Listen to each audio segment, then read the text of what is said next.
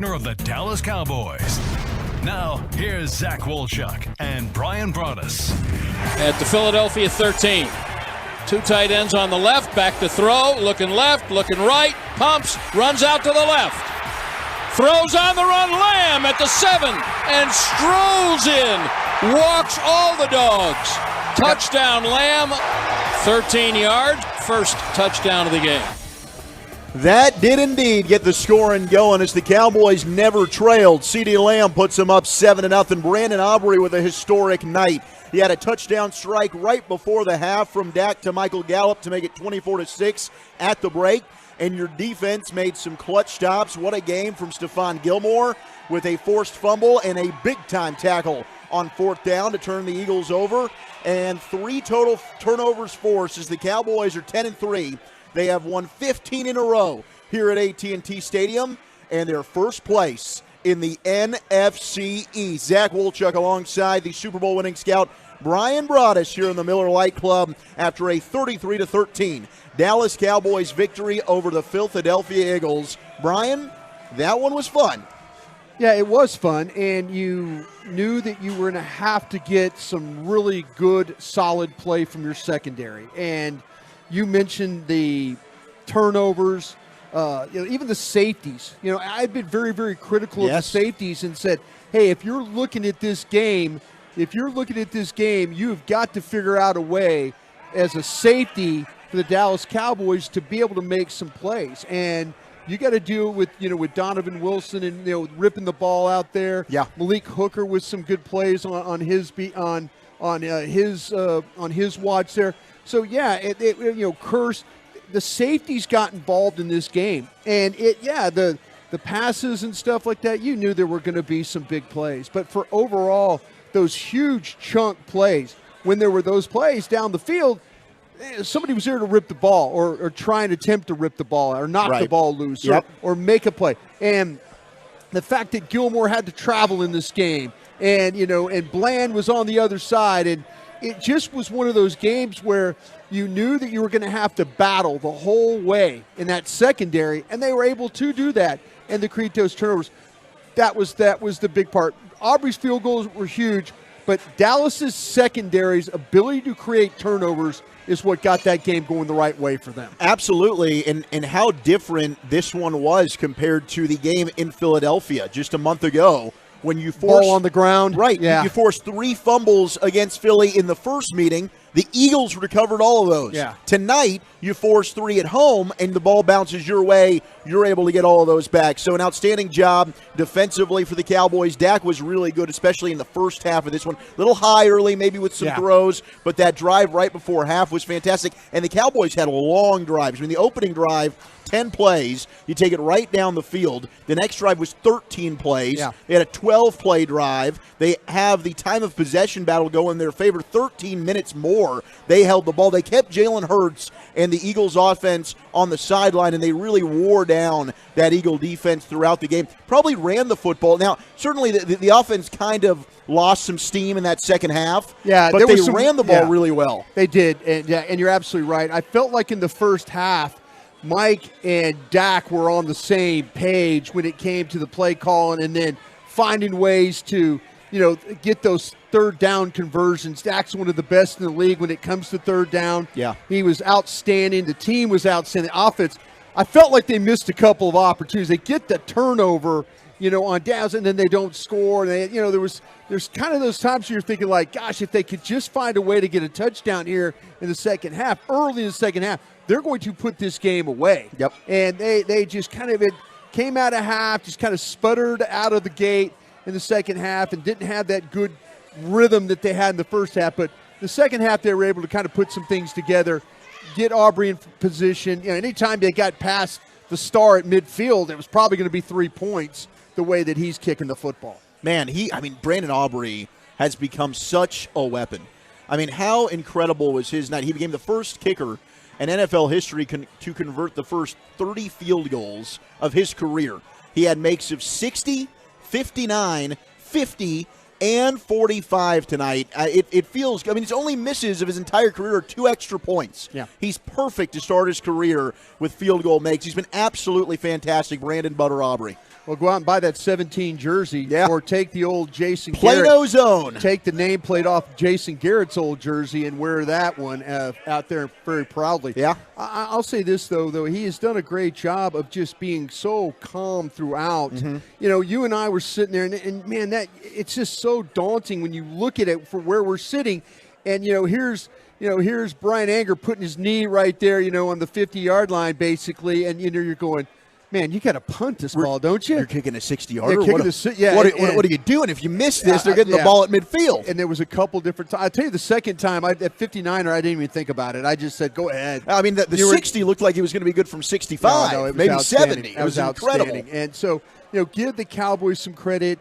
Bones Fossil, this group, give them some credit on the special team side of things. And I'll tell you where I think the tone of the game was really started was the opening kickoff when Turpin took it from 10 yards deep in the end zone and got out. Now, he only got out to the 25, but you're sitting there thinking like, okay, this is going to be one of those games where Dallas is going to be aggressive in the game, and they were aggressive. Mike on fourth down, he continues to go for it. They continue to make it happen. We talked about the officials in this game. Kind of crazy the way that thing all worked out, but anyway, it was a great win for the Dallas Cowboys to get it against the division leaders and to put themselves in a little bit better position, as the division leader, just for the time being right now. Yeah, all of a sudden you go to bed tonight, you're the 2 seed in the NFC at 10-3. Now, certainly you got to play out this schedule, Yeah. and the Cowboys' schedule is more difficult than the Eagles. Second hardest schedule remaining in the National Football League. The Eagles, I believe, are at 27. Yeah, I mean, your next 3 games, you've got 2 on the road. You go to Buffalo, who just beat Kansas City today. And they're trying to play to get in. They're the team that's in the hunt. Yes. They're in that lower. You talk about desperate theme theory. Yes. Your theory. You're going to get a Buffalo team that has to have it next week. There's no doubt about that. Yep. And then you go to Miami, the juggernaut that is that offense. I think you're feeling much better about the way the Cowboys defense played today. Yeah. But that's going to be an interesting match. But then you come home and take on the NFC North leader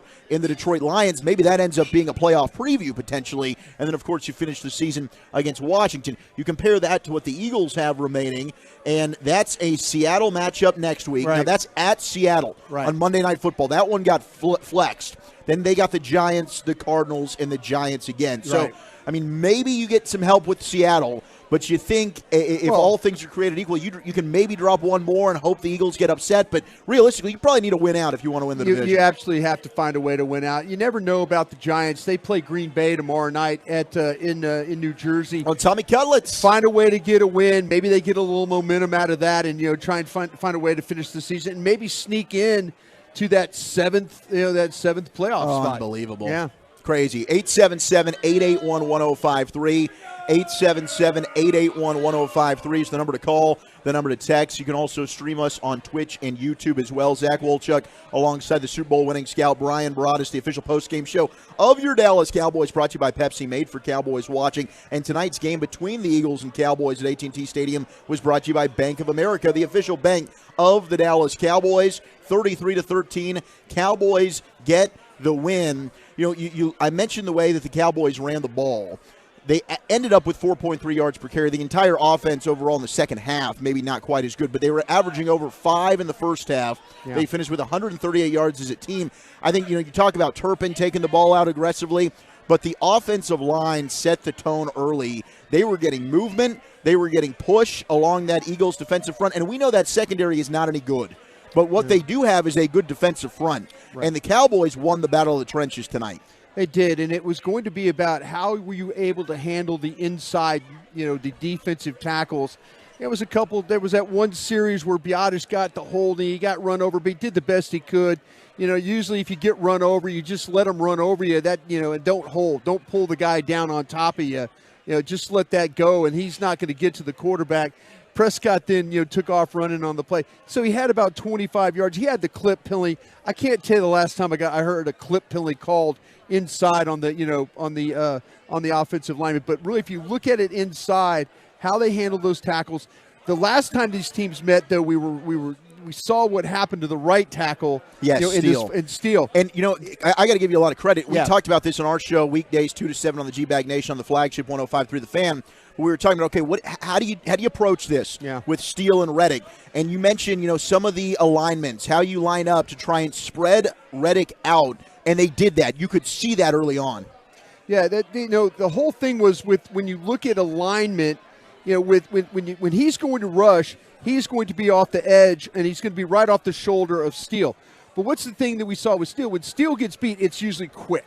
It's usually they attack his shoulder, and then he is not able to have enough power to get the guy or to push the guy back. Sometimes it happens, but he did a great job with his pass set tonight. I'm really looking forward to watching the All-22 tomorrow morning and see, how many times did he get help. I'll tell you, Tony Pollard once again steps up in blitz pickup. Yep. Rico Dowdle steps up in blitz pickup and helps. There was but that alignment thing that I was talking about, make him have to rush. I'm talking about Hassan Reddick. Make him have to rush wide. Put him a whole man to the outside, and then by the time Dak can get rid of the ball, then there's no pressure there. There's no sack there. So really great job of the game planning, the way that the Cowboys were able to handle the front for the Philadelphia Eagles tonight. And you're starting to see that tandem of Steele and Martin get movement and the running. I mean, that was so dominant last year in the first half of the season. And we've talked about Terrence Steele, and Terrence Steele has started to come on much like Tony Pollard. The further they get removed from that injury, the better they're playing. But you're going to need that, especially going into what could be a cold weather environment in Buffalo. In December and January, you got to be able to at least have the threat of the run. Just keep an offense balanced. And the Cowboys are now starting to demonstrate, okay, we're feeling a little bit more optimistic about this run game right now. Well, there were, and the plays that we're able to hit, it was really a little bit more of that off-tackle stuff. There's a little bit of the draw action, some misdirection we're able to be a part of that. There were a couple of runs that were called back from holding calls that had some long runs. So really nice job by the line overall. The backs, they ran the ball tough. Dak continues to find ways to make plays with his legs as well. Absolutely. 877-881-1053 is always the number to call, the number to text, 877-881-1053. Stephon Gilmore was brilliant. You mentioned the traveling, and they certainly seem to like Gilmore on A.J. Brown and then Bland on Devontae Smith. Both your corners tonight tackled extremely well. But safeties were involved too, no doubt. The secondary really did a nice job of tackling today. Yes, but that play by Stephon Gilmore, fourth down, able to get Devontae Smith on the ground was incredible. And, you talk about, we'll give our player of the game out later, but, Stephon Gilmore certainly, I think, deserves recognition for his performance tonight. Really battled the entire game, and you worry about his speed, and you worry about, and, when he's able to carry guys, he can stay in position. But great job, as you mentioned, on that tackle to get Smith on the ground. Smith shakes loose. That's a first down, and now the Eagles are knocking on the door right there. So great job by Gilmore traveling tonight, both sides, tackling tonight, playing pass defense in a really, really against a very, very difficult group of receivers. Give credit again to the safeties, linebackers, guys that had to deal with Dallas Goedert too. Yeah, was another thing that you always worry about in this football game. Absolutely. Were you surprised? You kept kind of calling it upstairs when we were watching the press box, but it seemed like there were some formations we're expecting a screen here from Philly. They didn't really run a lot of screens. No, they had one screen that Goddard had that got him, I think, 15 yards on the play. But and then they threw a back screen with the Swift. But yeah, with Goddard, when they get in bunch formation and then there's a motion, I've seen so many times where the motion is to get the blocker out in front, and now you've got the screen with three blockers in front. And there was a couple times there I'm thinking, okay, here it is. Especially the way that the Cowboys were pressuring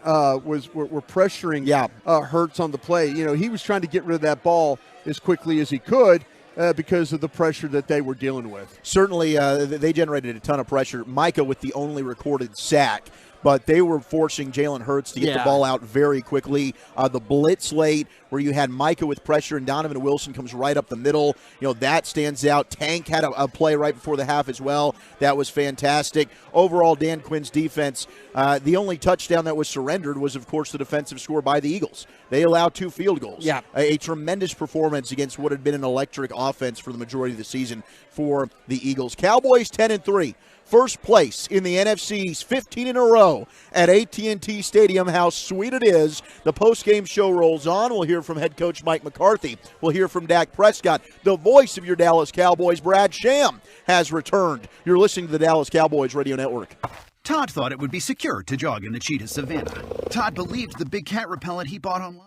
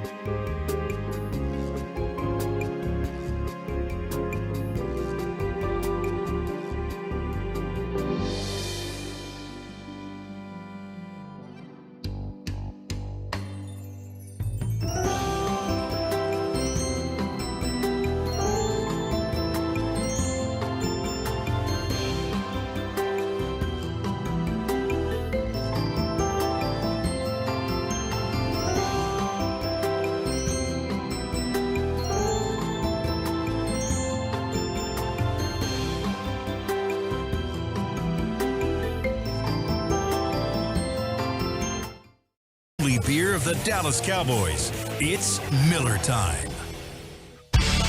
First down and 20, back at the 26. Hurts in the gun with a fake and a keep up the middle. He's still running to the 20. Ball's out. Ball's out. Cowboys have a fumble at the 20.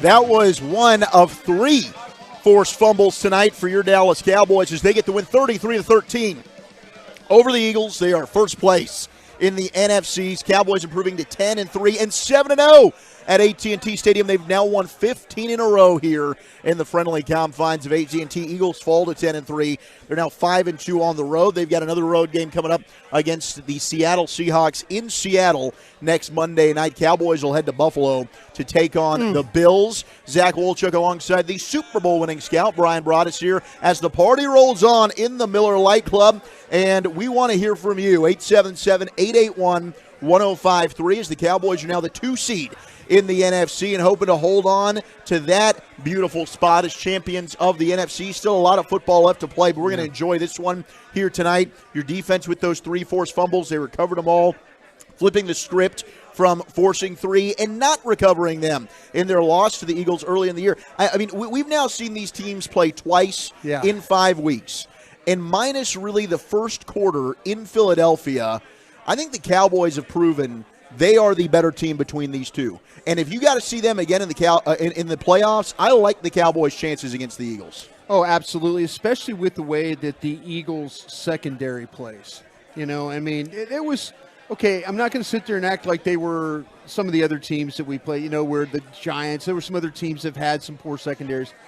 But this one gives up plays. You know, this one gives up, you know, you see some routes that the combination, the plays. I think Slay's still a good player, but Bradbury, you know, you see the pass interference. You can pick on him. You can pick on Blankenship. Yeah, you can pick on, and Blankenship went out, and, you know, they've got to figure out, too, what's going on at linebacker. You know, Morrow made a play, but overall, I mean, Cunningham, I wouldn't be surprised, you know, if we see Shaq Leonard in this, you know, in the next, maybe next week a little bit more involved in that Monday night game. But, there's not if you can handle Hassan Reddick, if you can handle him as a rusher, then you could really block this front. Yeah. Because what it is, it's more about power, and it's about, you know, just trying to bully you. And the Cowboys did a great job. I mean, Dak with a couple of times tonight, you know, he the fumble, that was unfortunate, you know, spinning backwards, the ball. The fumble was tough. And that was the one time they actually did have good coverage, forces him to hold the ball. Exactly. But overall, though, you know, their offense, to me, I think Swift's starting to get it a little bit, you know, with the running aspect of it. But, man, the receivers, they had a rough night. And a lot of it had to do with Cowboy pressure, but Cowboys coverage in this game. Absolutely. And you mentioned the big plays on this secondary. 4 Cowboys receivers had catches of 26 yards or more. Jake Ferguson with that big 32-yarder. CeeDee Lamb had a 26-yarder. Gallup, that big 39-yarder towards the end of the game, was an outstanding play. Maybe one of Dak's best throws of the game. And then Brandon Cooks, that big 30-yard chunk right before the half to set the Cowboys up right at the goal line that resulted in the touchdown strike to Michael Gallup. So big chunk plays. I mean, that's really been the story of this Cowboys offense since the bye after that beatdown against the Niners. It has been, and you know, and boy, you love to see the ball going down the middle of the field like the Jake Ferguson catch that he was able to make. And Jake Ferguson has become this super reliable, you know, no matter, I mean, if you were talking to Bill Belichick would say, oh, you got to stop, you know, they'd say, oh, Bill, you got to stop CeeDee Lamb. Bill Belichick say, no, you got to stop 87. Yeah. That's who the guy you got kind of, and I know that sounds like crazy talk, but, man, Lamb makes a ton of plays. But when you start to talk about the last several weeks, these just huge, game-changing type plays, it's come from Jake Ferguson. Big Biscuit, 5 for 72, and he had that hurdle. And apparently yesterday he was signing autographs. He told a Reddit user that I was going to hurdle an Eagle tonight. And certainly he set him up. Just that. Yep. He fulfilled his promise. And shout out to Big Biscuit, Fergalicious, Jake Ferguson, for an outstanding game leading the Cowboys in yards. 5 catches, 72 yards receiving. All right, let's hit the phones. Brought to you by WinStar. As the casino of the Dallas Cowboys, WinStar knows what it means to be a star. With over 10,000 of your favorite electronic games, the all-new 2-story WinStar Spa and Cascades, our luxury pool complex. WinStar really is the place to feel like a star. Please game responsibly. We will hear from the voice of your Dallas Cowboys, Brad Sham, here in just a moment. But let's go and hear some of your reaction after this 33-13 Cowboys victory over the Eagles. Let's start off with Nick and Tyler. Nick, you're on the official postgame show of the Dallas Cowboys. Hey, good evening, guys, and good evening, Cowboy Nation. I just want to go back to, week 5. I'm in a group chat with my family, my dad, my brother, my uncle, my cousins, and the whole world is going crazy back in week 5 that the season is over. And I just made the statement that, if the offense can improve 50% from that night going forward, then maybe we got a shot. I didn't think they could, but then I hear the commentator tonight talk about Dak throwing a slug at Kellen Moore and Red J when he says he didn't know the quarterback position could be played like that. Hey, man, it's a wonderful feeling. It's not our Super Bowl, but Cowboys Nation, man, y'all stand up. Y'all be proud, man, because this team, with all the expectations heaped upon them, how can they handle success? They finally came through for us in a big moment, man. And I just want to give a shout-out to Mike McCarthy, man. And we people doubted him all year, and people capitulated the season back in Week 5, and now it's Week 14, and here you are. Here you are. Man, let's keep going, man. The job's not done, man, but congrats on tonight, baby. Let's go! Let's go. Thank you, Nick. I appreciate the call, and absolutely. You can silence some of those critics. You can't beat a team with a winning record. Can't beat a good team, right? You're picking on bad defenses. You're not playing anybody. Look, I think that the people realize the Eagles are a good football team, and you got revenge from a game that they felt they should have won and could have won if they didn't have self-inflicted wounds earlier in the season. I think the Cowboy fans are just relieved that they don't have to deal with Philadelphia fans right now. I mean, that's tough, man. That is a tough battle for Cowboy fans. There's really not a better feeling than beating the Dirty Oh, Birds, no, man. there's no there question. really isn't. But, Gosh, but I know in my team. timeline there seems like a lot of fighting between Eagle fans and Cowboy fans. No doubt. And that's hey, good for the Cowboy fans for having the one up for this time around.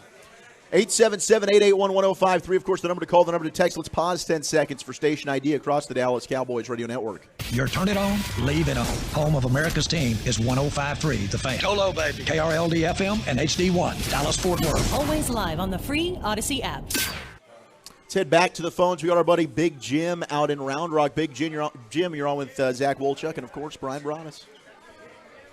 Well, Wolchuk, Broaddus, I tell you, that was a game we wanted. It wasn't a game we didn't know we would get, but we got it. Listen, now I'll just put it like this: we talked Friday. We said the defense had to step up, and they did. They were good tonight. They were in position, and Broaddus, sometimes we watch these games and you see the linebackers, a little bit out of line. They look a little confused. Yeah, that didn't happen tonight. It seemed to me that they had this thing racked and stacked pretty good, and that allowed them to go work on and focus on turning that ball over. Gilmore, Lord, we've talked about Gilmore and worried about his ability to travel and those crossing routes being, dangerous.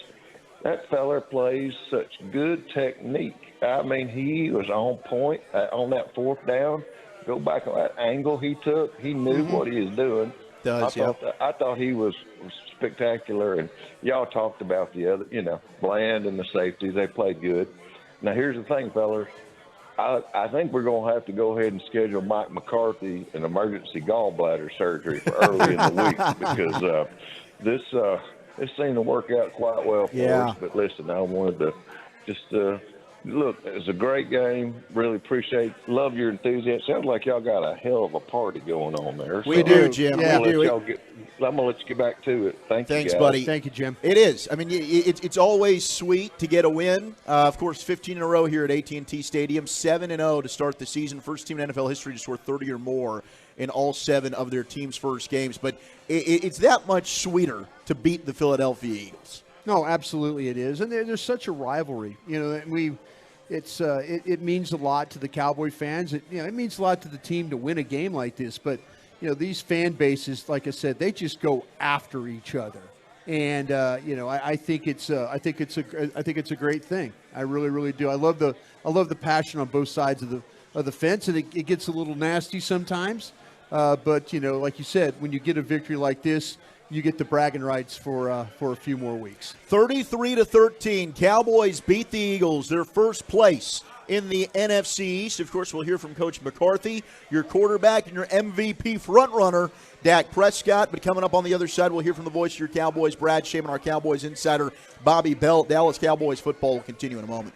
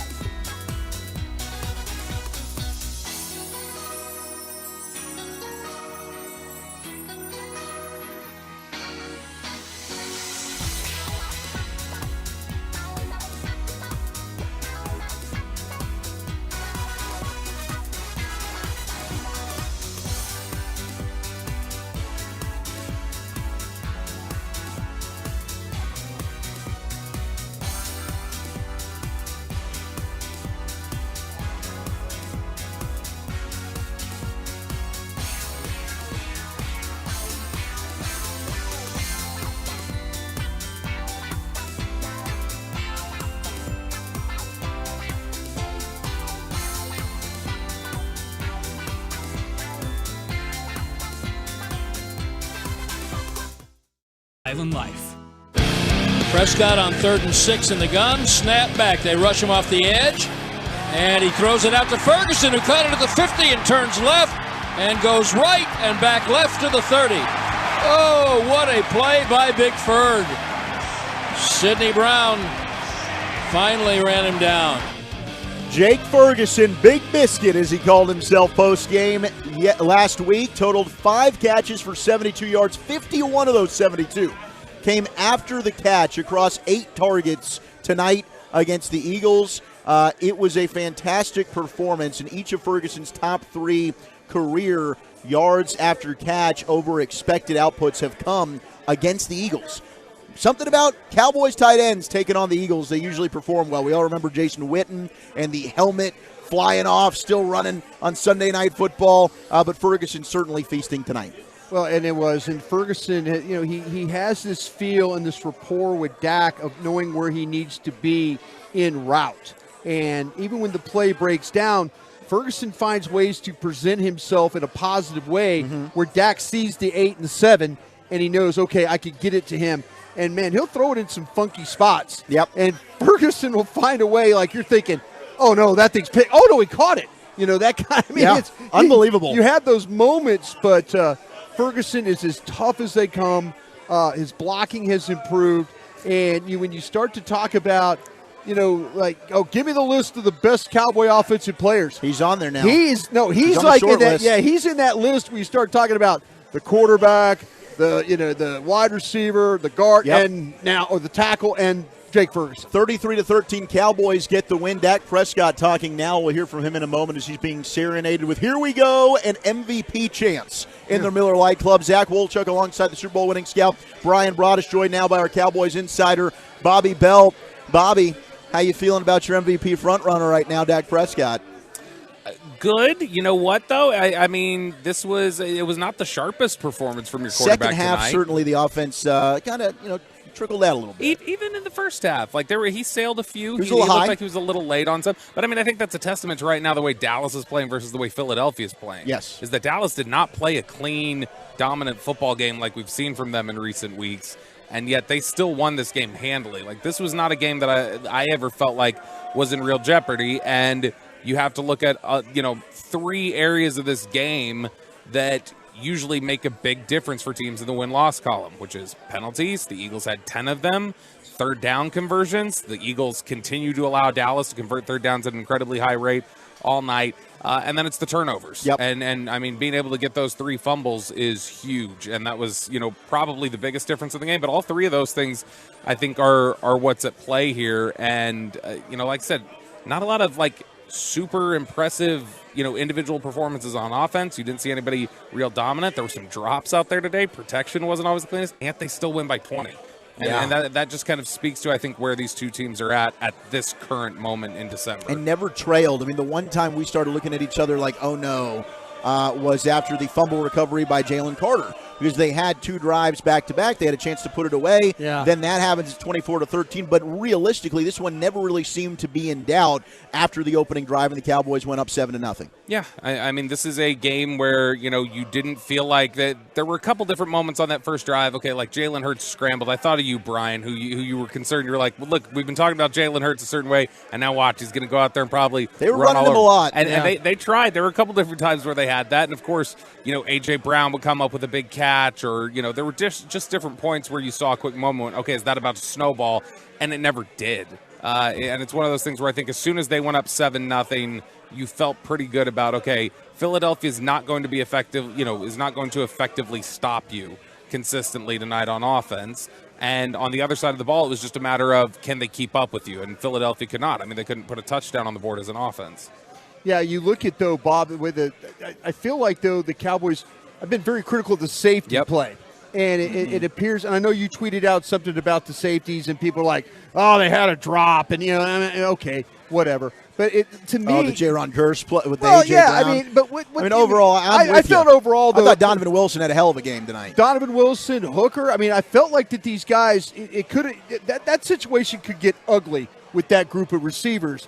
It didn't get ugly tonight. No, the entire. I mean, safeties deserve a lot of credit because we've been so critical I of have them. been very critical of them. Well, and I think- they're I think- important. I mean, Dan Quinn asked them to do a lot. Yeah, and I mean, I think it's fair to have been critical with the way they played, but they stepped up and they made plays tonight. It wasn't just that they were good; they had their splash moments tonight, and that's huge. But the guys, it wasn't just the safeties; it was the entire secondary. The corners played really well tonight. Yeah. Stephon Gilmore Gilmore was was fantastic. fantastic. He was. Gilmore was great. They weren't able to pick on Jordan Lewis the way they did in the first game. Deron Bland, it wasn't the same that it's been the last couple weeks where guys were picking on him a little bit, and that's a testament to the game plan that Dan Quinn and this defense had ready to go tonight. But the secondary was absolutely fantastic, and if you were going to be able to effectively take away those weapons in the passing game, Philly just was not going to stand a chance tonight, and it showed by losing by 20. Anything else before we let you out of here, Bob? Just that I love you all. We love you more. There he goes, our Cowboys insider, Bobby Belt. Of course, you can catch him in the morning, 5:30 to 10 a.m. with Sean and RJ on the flagship 105.3 The Fan. 33-13, Cowboys improved to 10-3, first place in the NFC East with a home win over the Eagles. We now welcome in the voice of your Dallas Cowboys, Brad Sham. Brad, welcome back, sir. It's great to have you back. What were your thoughts of this Cowboys victory? Zach, thank you. I thought it was impressive. The defense gave up 3 field goals? Yeah. 2 field goals, and that's pretty good. And I made the comment during the broadcast that as much as Dan Quinn likes interceptions, I think he loves fumbles. Yeah. And I think he would trade 2 interceptions for every forced and recovered fumble he could get, because that really just shows how hard they're working. And those three plays were just critical. And I thought obviously, Prescott was efficient. They made a decision to come out and run the ball tonight, which was not what we expected. But I thought that obviously Aubrey's ridiculous. And then when you get the 3 turnovers and the play of Gilmore and Wilson, I thought they each had their best game, and I thought that made the difference. Brad, happy Hanukkah, by the way, as well. Yes, sir. Happy Hanukkah. And I wanted to ask you about Gilmore. And it appeared to me, just from my seat there in the press box, my man had his bag in hand today, and he was doing some traveling with these Philadelphia Eagle wide receivers. Played very well, tracking ball, finding the ball, tackling, all the things you want in a veteran corner that plays at a very high level. Yeah, Bryan, when they signed him, I went back and I remember being so impressed with him in 19. Oh, yes. He was the defensive player of the year, and the Cowboys lost to the Patriots in that rain game up there. And yes. And I remember watching him thinking, holy cow, I've never seen a cornerback play like this. And I've been around some good cornerbacks. So when they signed him, what you're thinking is, all right, what's he got left? I know what he was. So I just called up some tape, and, he's not going to have 7 interceptions. But the thing that jumped off the screen at me when they signed him back in the spring was how aggressive he played last year, the way he would tackle. Right. And he had every intention of sticking his nose into every play. So when you combine that with his intelligence and experience, you've got somebody who can have a positive impact on your team. And I thought that, last week he did a little traveling when they needed to have that happen after the way Seattle threw the ball.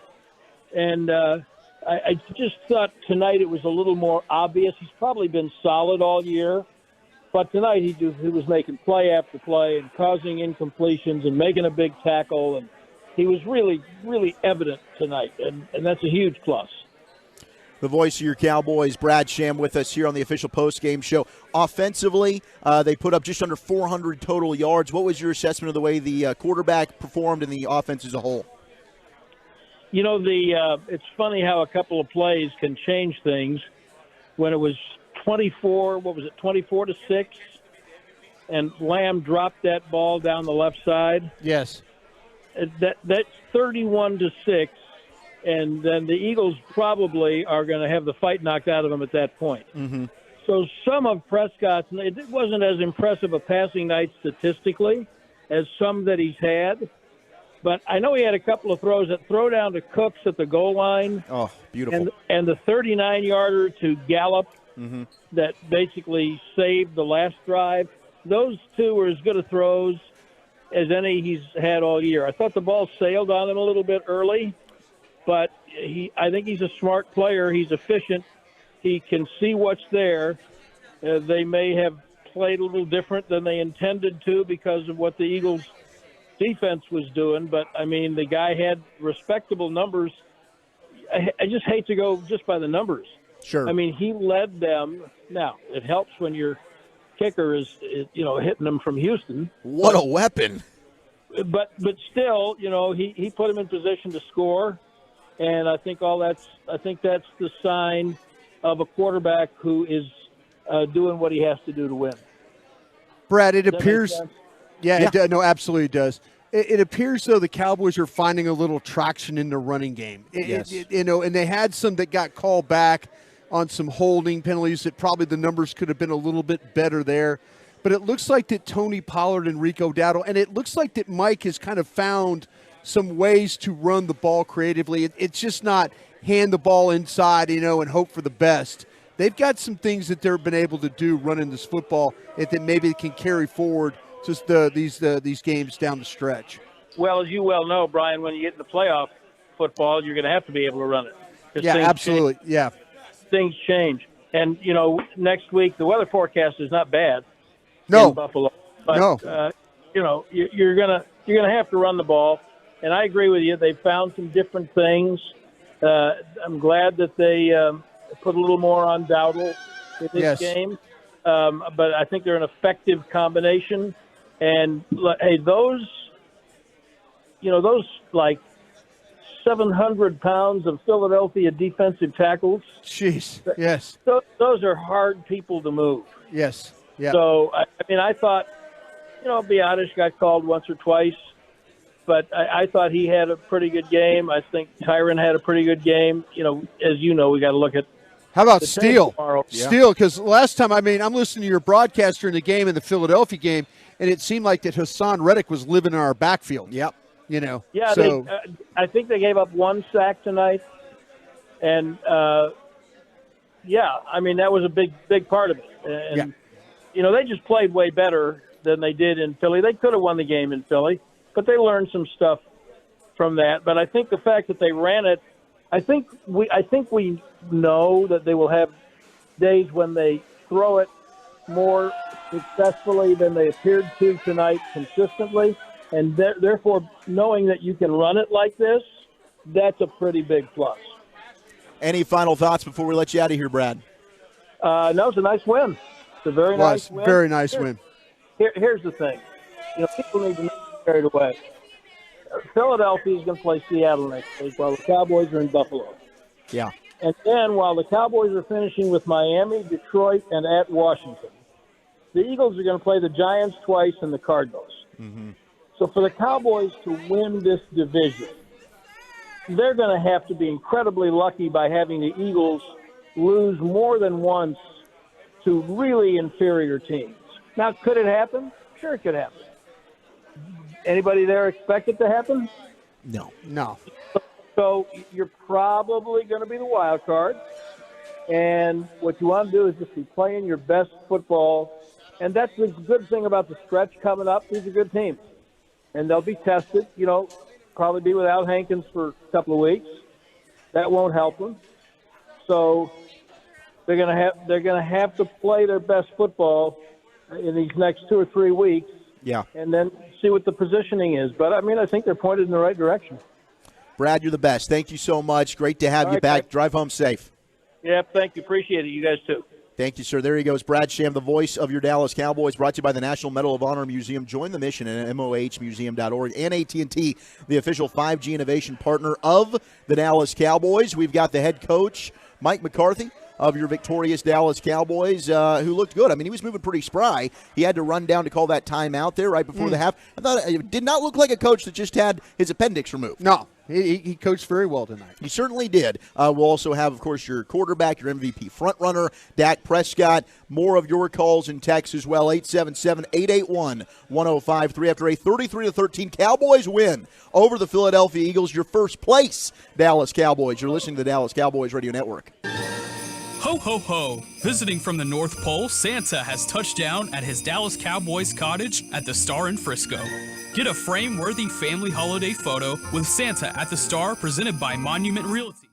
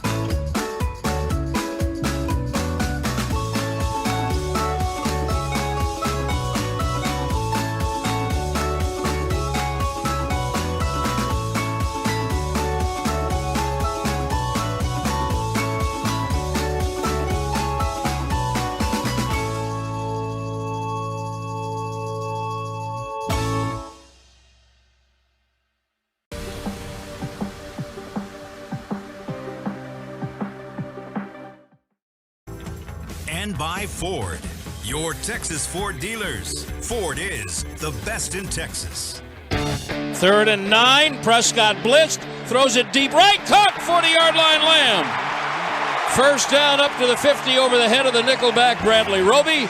They cannot stop anybody on 3rd down. 28 yards on 3rd and 9. Cowboys very efficient on 3rd down again, 9 of 16. I believe they started the game 4 of 4. They were red hot as Dak Prescott, your best quarterback in the NFL this year. On 3rd down, CeeDee Lamb becoming the first Cowboys receiver since Des Bryant, throw up the X, in 2013 to have a receiving touchdown in 5 consecutive games. His CD tonight, very effective again. 6 catches on 10 targets for 71 yards and that touchdown, averaging just under 12 yards a catch, as that Dak to CD Lamb connection continues to be one of the best in the entire National Football League. 33-13. Cowboys improved to 10-3. They've won at least 10 games now in 3 consecutive years under head coach Mike McCarthy. 62-1 in games by leading by 18 points or more, right? Kept it alive. Thank you, Bob Thomas. I appreciate you, brother. And that one loss also happened to come in that 2013 season, and it was to Mike McCarthy and the Green Bay Packers. So now we've got that guy on our side. So that streak is going to continue. Yeah. It's absolutely going to continue. Let's keep that going. Keep that going. Make it 63-1. I'm agreeing. Next week, I'm agreeing to as I'm reading something else. I'm trying. That's fun. You lock into your next gen stats. I'm looking at next gen because they come up with some really creative stuff. I wanted to give you some little notes. No, here. I love this. So you go ahead, you dive in there, but let's hear from the victorious game-winning coach, fresh off appendicitis. That is the great Mike McCarthy. 33-13. I don't know if you saw that score coming, but Jerry talked about this being a big victory in franchise history. Can you just talk about the importance of this win and how your team played, please? I mean, it's definitely an important victory. I mean, these division games are so difficult, always have been, regardless of the year. But we understand once you get to double digits, 10 wins, 11 wins, really give you a clear picture of what you need to get done. But they've been playing great ball all year. So, we felt like we had the opportunity up in Philadelphia. So we needed to get this game. And more importantly, I just wanted to see us take a step as a football team, because it's about winning, always be about winning. But, you got to improve. You have to improve down the stretch here. You want to be playing your best football in December. And I think we got off to a great start tonight.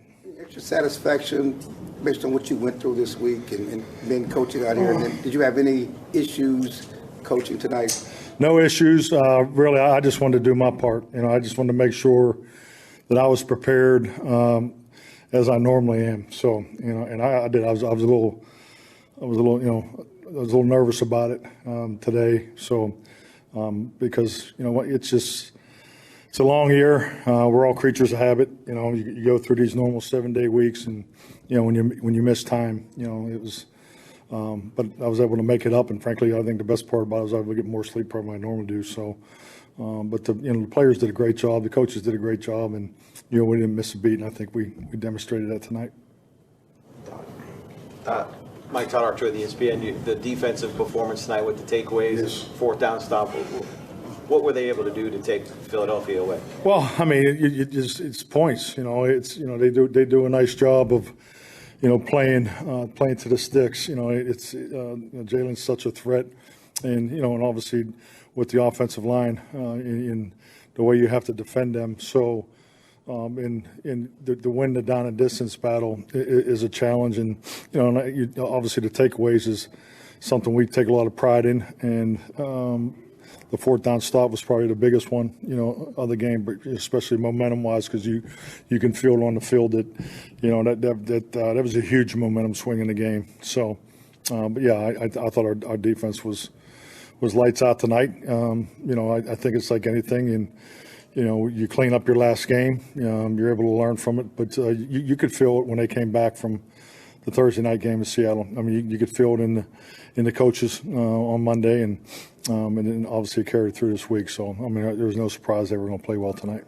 You guys have had a lot of interceptions, but tonight it was with the forced fumbles. Yeah. It seemed like you guys made a conscious effort to go after the ball. Is that something tonight, or is that something for every game? It was really a huge emphasis for Dan as we come out of the, from Dan and the coaches come out of the second trimester. I think we only had one forced fumble the whole second trimester. So it was a big emphasis, the week self-scout-wise, and obviously we got off to a great start tonight. Calvin Watkins, Dallas Morning News. Just your thoughts on Gilmore. He had a forced fumble, and obviously he's taking on one of the better receivers. Yeah, definitely. I mean, he's so smart. It's just his ability to play with leverage, and then in just the way he attacks the ball. I mean, he's been doing it forever in this league, and he's got such a gift. The whole package, of the reading the routes, playing to leverage. So obviously two huge plays for us. Head coach Mike McCarthy after a 20-point win over the Eagles as the Cowboys now have improved to 10-3.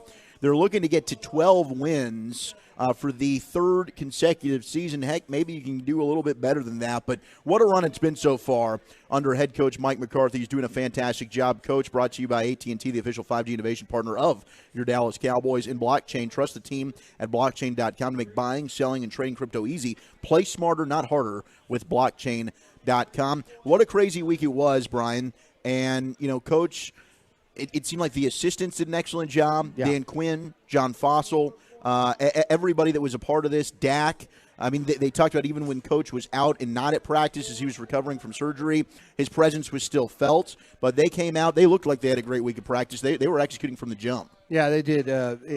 What you're learning from Mike McCarthy is how important communication is. And then the communication filters from the top down through the coordinators and then through the coaches and then to the players. And that's what you have to have. You have a situation like that. It was a medical emergency. All of a sudden, your head coach and your primary play caller's out for practice. And, now it's about, scheduling, getting everything the right way, making sure the time is done the right way, keeping an idea. Mike keeps an idea of how he wants to practice the pace and stuff for, his players and all that. So, that's just, from top to bottom, that's what you have to have, the communication to be able to execute the plan when you get thrown a massive curveball like they did during that week. Absolutely. And another big double-digit win at home, another 30-plus point offensive output.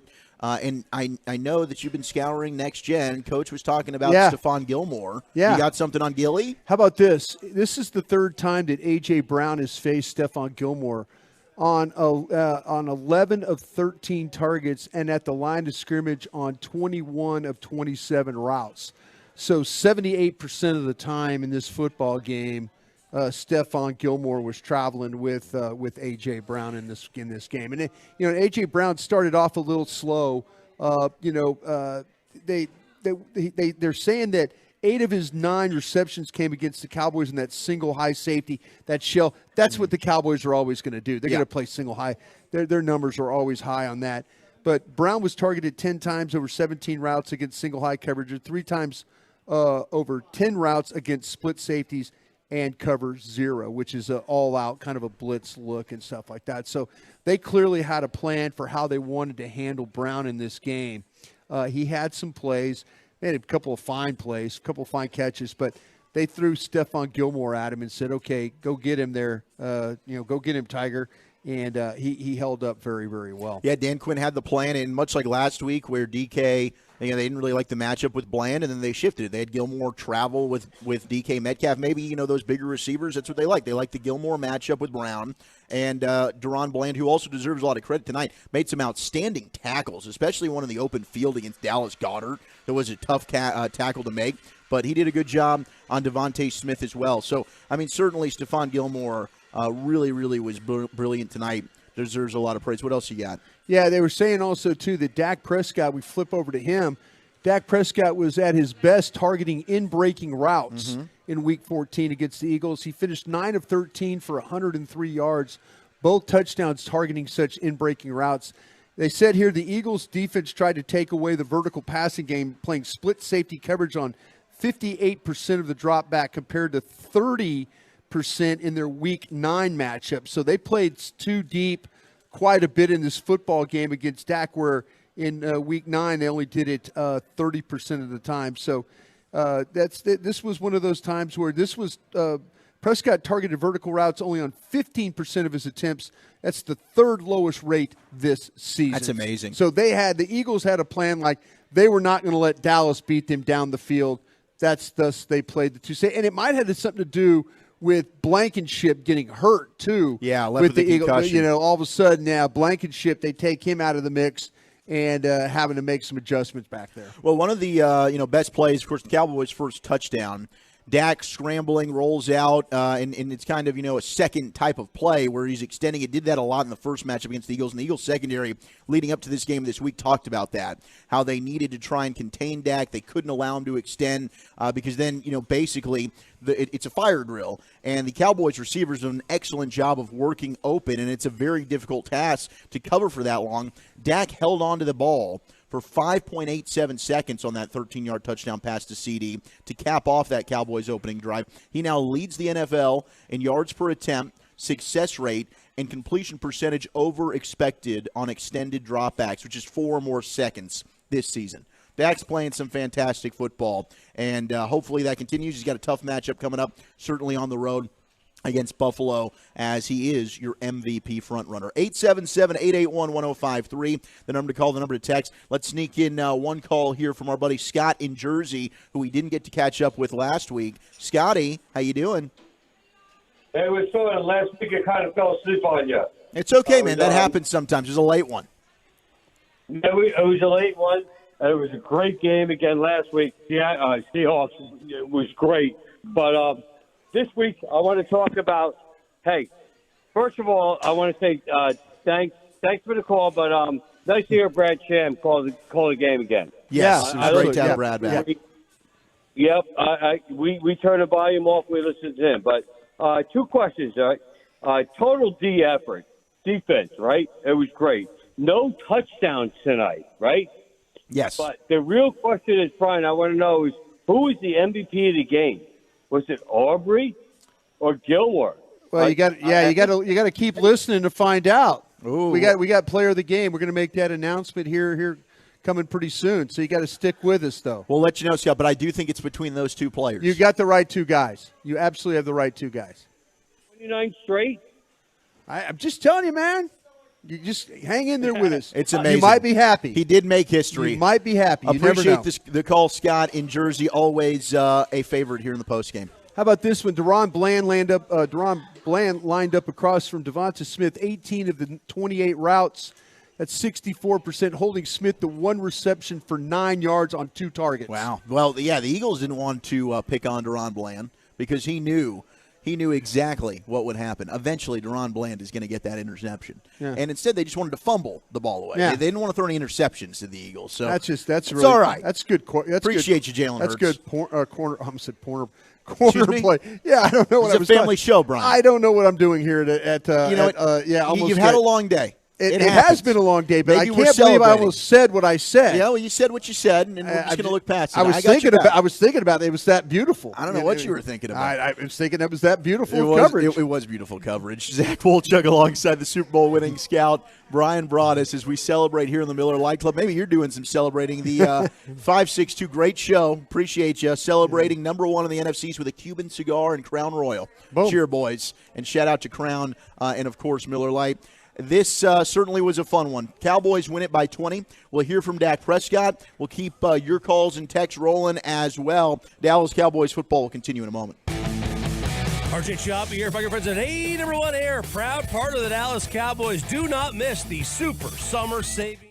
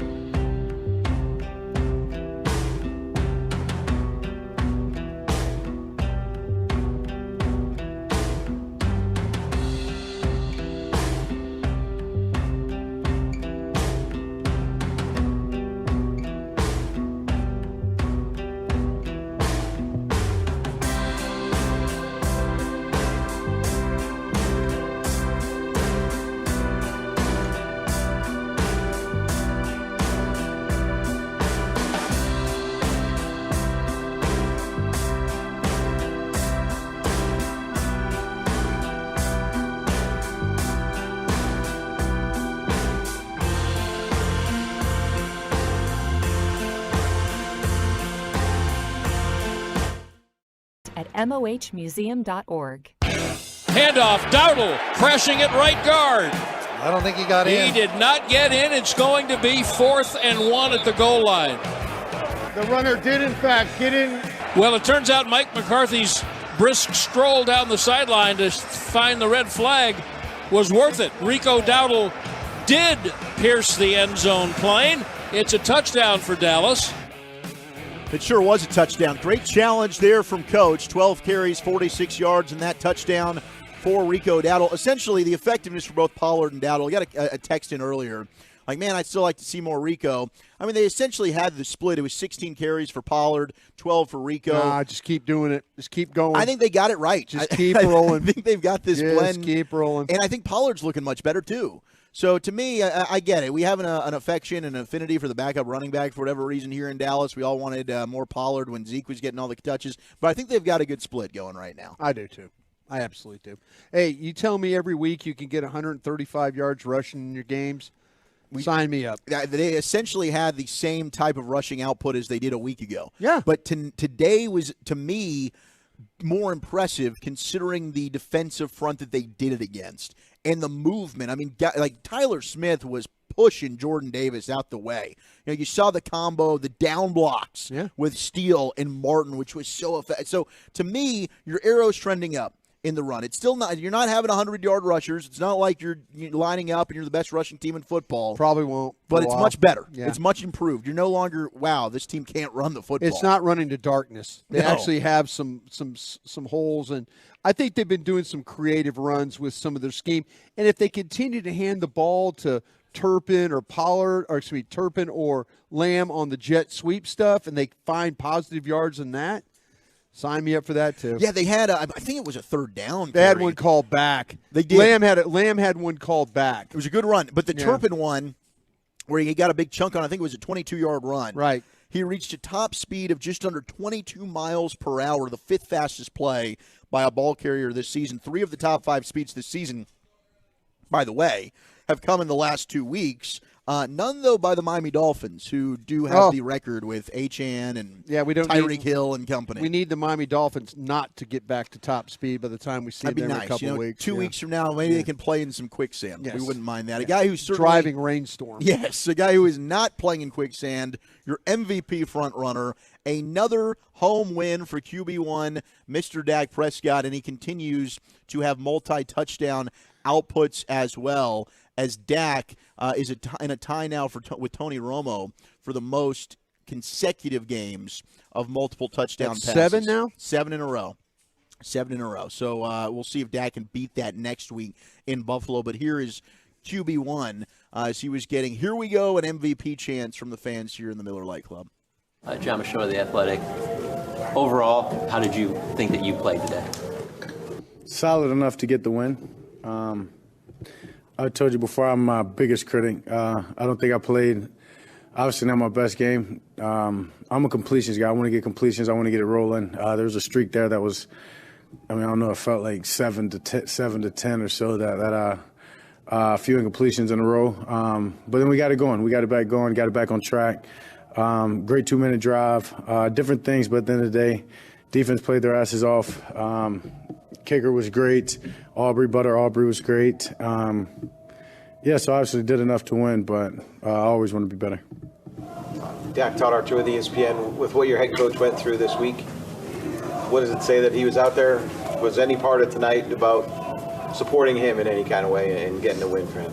Yeah, I think when we talked earlier in the week, I said, we had a great practice on Thursday, and part of that was making sure that we prepared the right way, take as much stress as we can off of his plate, and just get prepared. And but today was no different than any game day. Obviously, I understand that he had surgery just the other day. He's a tough guy. I know I called him out earlier in the week and said what an opportunity to show it, but he definitely showed it, it felt normal. Obviously, he called some great plays, had some great timings on some plays.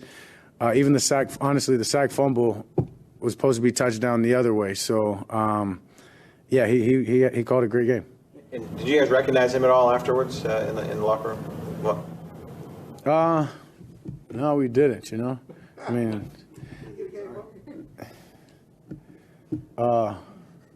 No, we didn't. I mean, he's quick. He chop, pass it over to J. Lou. We broke it down. So, we got time. We'll get it in. Appreciate that, though. Now we're getting game balls for appendicitis. All right, for the recovery. All right. Jerry talked about it being one of the most important wins in the franchise, regular season wins in the franchise. Can you talk about the importance of getting this win, beating the Eagles, and improving? I don't know if you need to prove something to anybody else, but a lot of people said you guys playing a team with a winning record like that and showing what you did tonight. It was big. We needed it. Let's not sugarcoat that. We needed that. Obviously, I've talked about it before. Mike talked about grabbing a huge chunk of confidence and moving forward, and being able to do that against a team like that here at home, place that we've had a lot of success at over the last 2 years, puts us in front of the division, right? Does? Tied? Okay. But with a couple of games left with both teams, understand, as I've talked about, it's about us running our own race and checking it out there at the end. But, this was huge. It was huge, and it was a great atmosphere from the jump. Felt like a playoff game. Credit, as I said earlier, all three phases. Obviously, run game got going. Always it starts with the offensive line. Receiver made some plays, but the defense was lights out. I mean, I gave up the only touchdown of the day on their side, so defense was lights out. And as I said, our kicker, Butter, showed up, so as he always does. It was a great team win, much-needed win, but we got to turn the page quick, especially in this league, especially with where we've placed ourselves. I can't sit here and celebrate on this. This was our expectation of the night, and we played to our standards, so now it's about doing that again next week. Love, what Dak was saying there in terms of, evaluating his own performance, certainly. I had a little fun there with Coach. We're giving game balls now for appendicitis. That was a good line. Of course, Dak brought to you by Blockchain. You don't need a complicated play to bring it into the end zone. That's why you should trust the team at Blockchain.com to make buying, selling, and trading crypto easy. Play smarter, not harder with Blockchain.com. Cowboys certainly are 10-3. They right now have the tiebreaker over Philadelphia, both tied at top, but the Cowboys technically in first place as you go to sleep tonight, the second seed in the NFC. What do you think about the way that this offense is just humming along right now? I mean, you and I have talked about this. I think there's a lot of things that they're doing now that we had been wanting and asking for in years previous. I mean, you look at that secondary. That certainly was the mark. That Eagles secondary isn't good. They give up big plays, and the Cowboys certainly had chunk plays today. Yeah, but you got to go out and you got to execute and make plays, and they did. Dak talked about there was a little spell there in the second half. To be honest with you, when you and I were doing the halftime show, my thought was they can't damn stop you. Yeah. They scored on every single one of their possessions. I was just sitting there thinking, okay, just continue to hammer down on these guys. And then there were a couple of series there where they didn't. Dak was talking about some of the incompletions. They got the turnover, and then there was they didn't do anything with that. So I just was kind of like, damn, what happened that all of a sudden this offense couldn't get it going? But then they did. They kind of got back into a little rhythm. Mike got back into the rhythm as a play caller. Dak started feeling a little bit better about the throws. They made some big plays with Ferguson, that huge chunk play that he had. It just seems like this team has that ability. Every time they line up, they can make a huge chunk play, and they present a lot of problems. I mean, the Eagles tried to play, as we saw, tried to play cover 2 on them today because they were so worried about what they were talking about, the vertical game. But Dak did a great job of managing, those throws that he needed to make, and they were outstanding on third down, and they continue to be that way, because the quarterback, the offensive line, and his skill guys are finding ways to get open for him. Let's go ahead and pause 10 seconds to allow stations to identify themselves across the Dallas Cowboys radio network. Your turn it on, leave it on. Home of America's team is 105.3 The Fan. Hello, baby. KRLD FM and HD1, Dallas Fort Worth. Always live on the free Odyssey app. 33-13 Cowboys beat the Eagles by 20 here at AT&T Stadium, 15 in a row at home. How sweet it is. We'll hear from more player audio as well as your calls and texts. 877-881-1053. You're listening to the Dallas Cowboys Radio Network. Ho, ho, ho. Visiting from the North Pole, Santa has touched down at his Dallas Cowboys cottage at the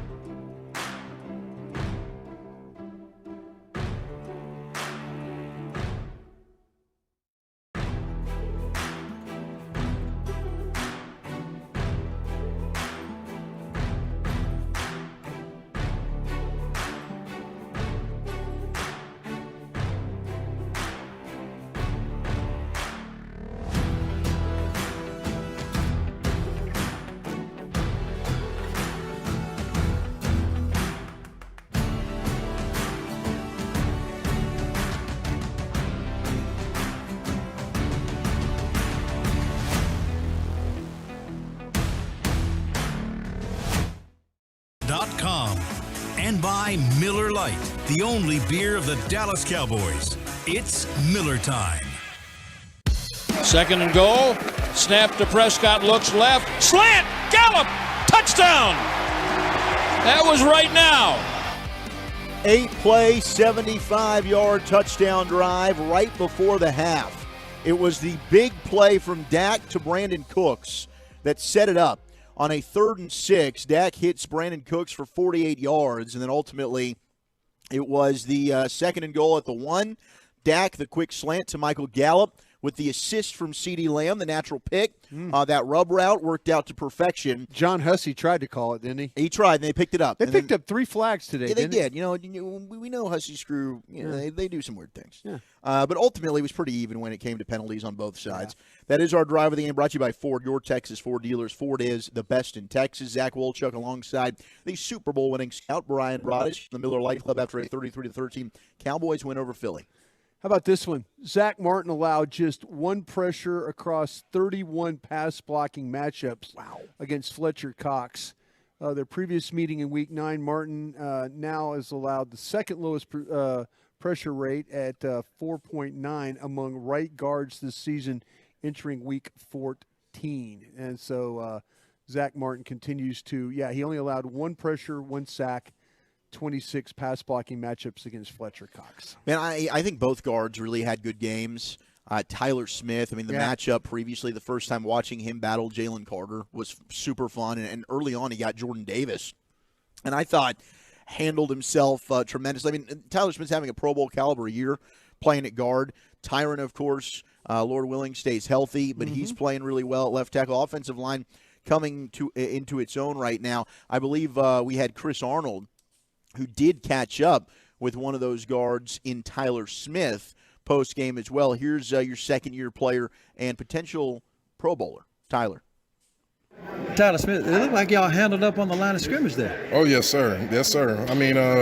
We knew that's where it was going to start today. We knew that we was going to dictate, the tone, the pace of the game. And I felt like, we came out here and did a lot of good things. Obviously, we can be better, but, I was pleased with the day with how hard we played. It seemed like you guys offensively mixed it up quite a bit. You probably had more runs than a lot of people expected. Oh, yes, in other words, it was complimentary football.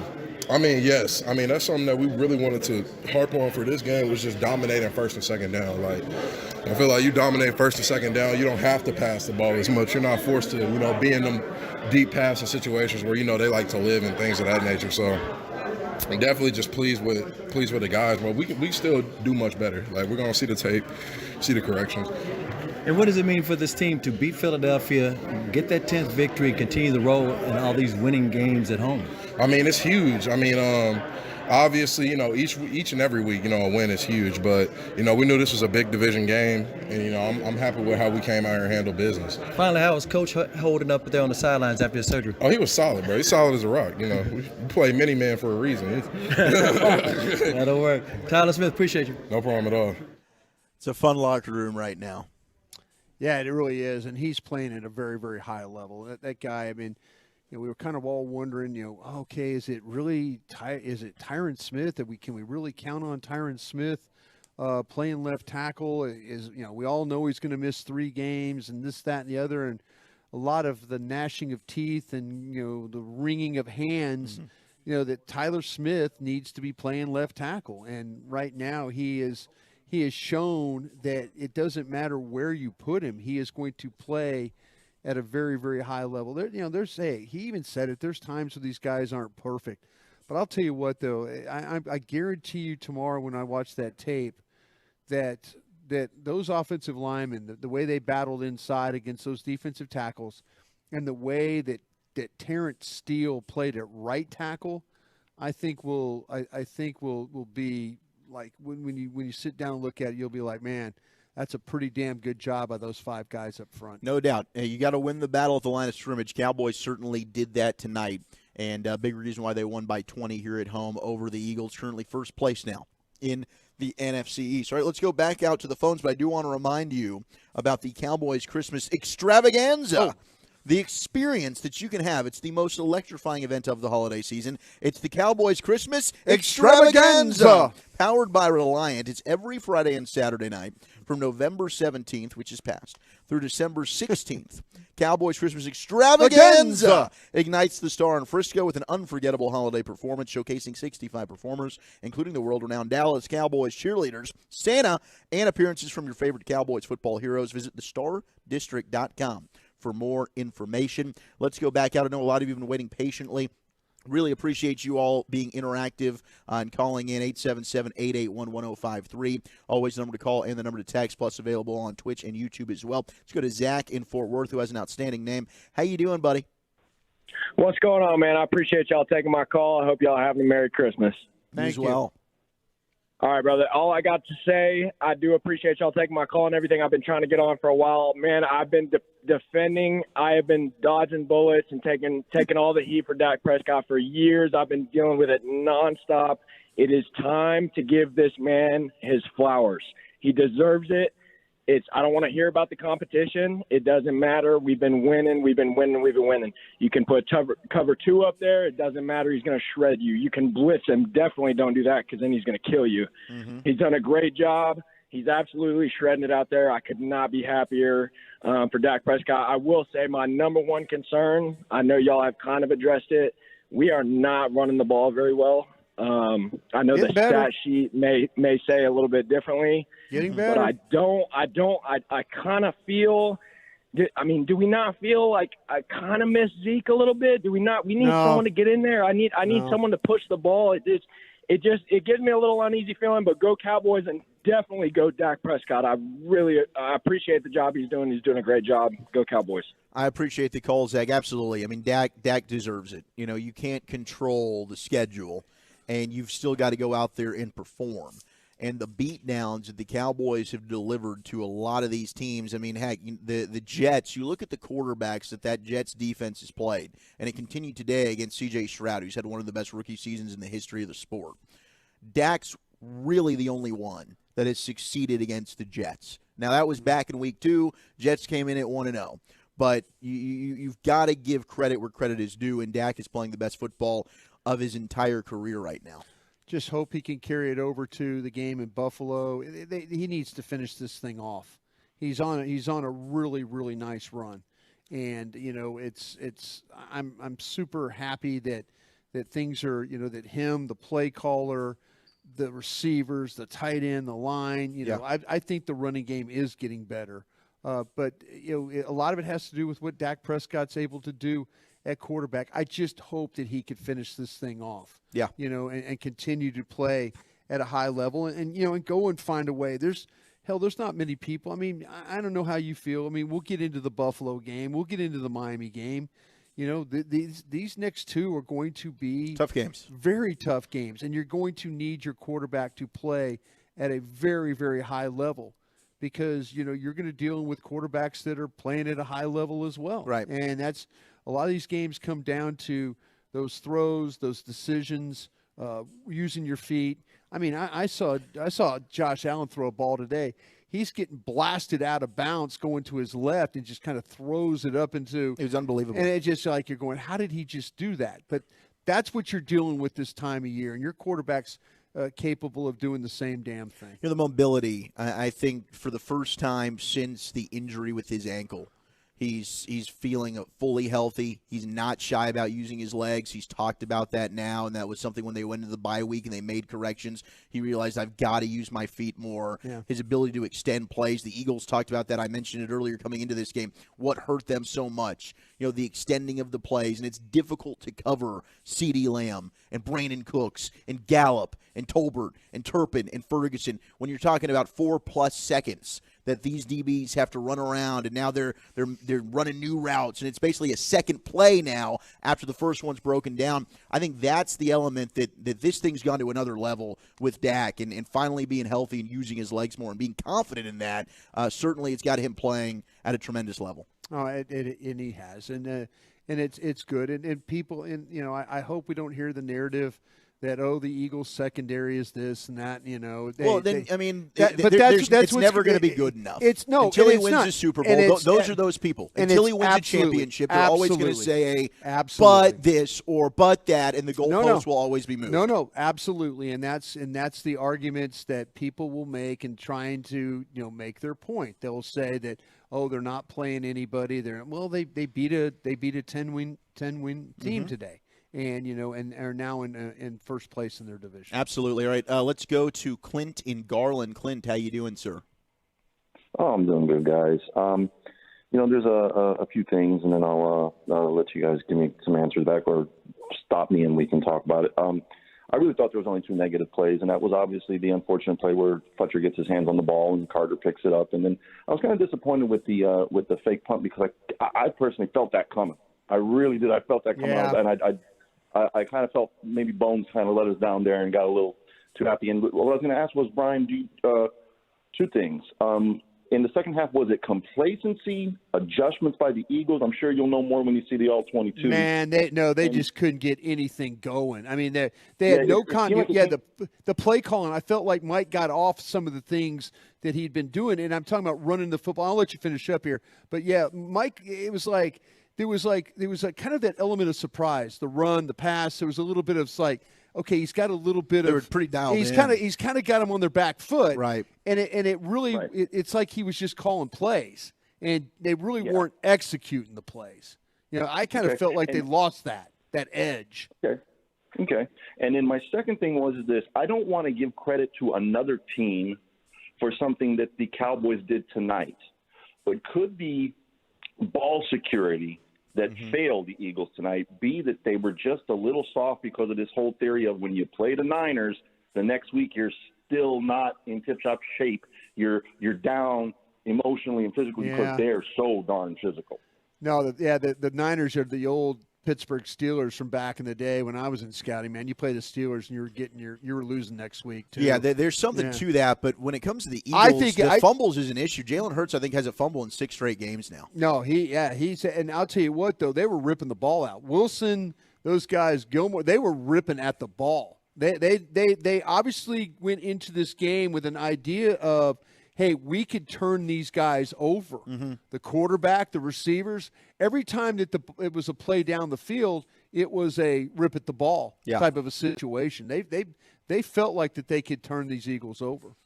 Appreciate you, Clint. Thank you so much for hanging in there and being patient with us, man. We appreciate you. We will certainly get to more of your calls as well, as we're with you until 1 a.m. Zach Wolchuk alongside Bryan Broaddus. Big win.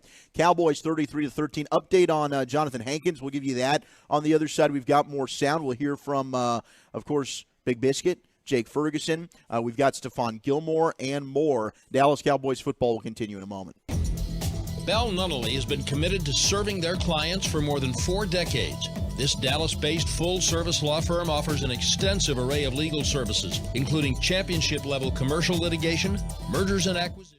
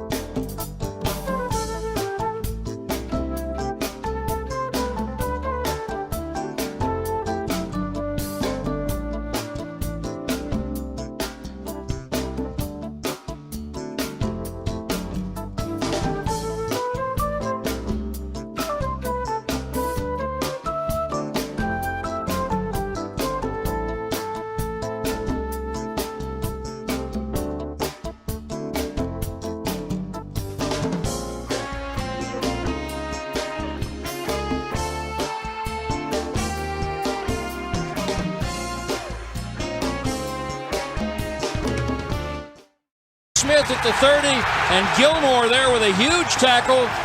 A good 7 yards short of the first down, and the Eagles will turn it over on downs, and that is a really good defensive stand. It sure was. That is our What a Play of the Game, brought to you by WinStar. As the casino of the Dallas Cowboys, WinStar knows what it means to be a star. With over 10,000 of your favorite electronic games, the all-new two-story WinStar Spawn Cascades, their luxury full complex. WinStar really is the place to feel like a star. Please game responsibly.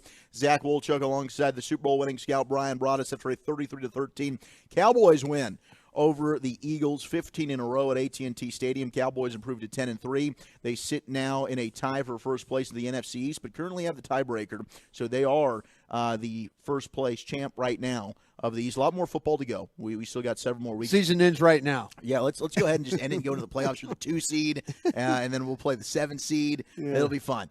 Miller Light Club, of course, is where we're hanging out. It certainly was a party. People were loving it down here, but what a play by Stephon Gilmore that was. And it was a 4th down and 8 at the Cowboy 30. It's 27-13. Eagles are driving. If they're able to score, it's a one-possession game. And Jalen Hurts hits Devontae Smith, who's a tough tackle in the open field. But Stephon Gilmore, and what was maybe his best game as a Cowboy today, best game of the season, he really, really was fantastic and a great stop. You know what? He is you talk about veteran players, smart, savvy, understands what's ahead of him, how to make, he didn't shy away from that. That could have been very easily like, okay, I'm a small guy, but Smith's not the biggest guy either. No.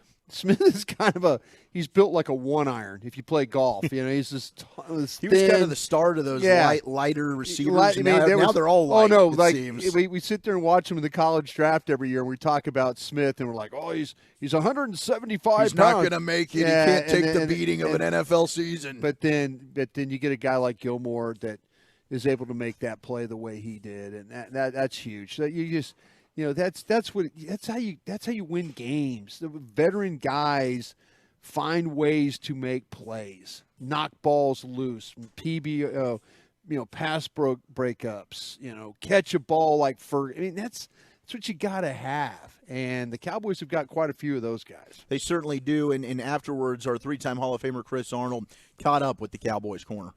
That was a hell of a victory, Gillen. Appreciate you, man. Appreciate you. We needed that one. You needed that one. You handled up on business. It seemed like it was a dominant performance. Did this thing go the way you guys hoped it to go or expected it to go? Yeah, we know what type of team we have, and we just came out and played how we know we can play, and we're getting better each week. And around this time, you have to play your best football. This was a game of you guys creating some takeaways as well. That didn't happen in Philadelphia the first time. Was there anything different about this other than being at home? We know we left some plays out there last time we played them.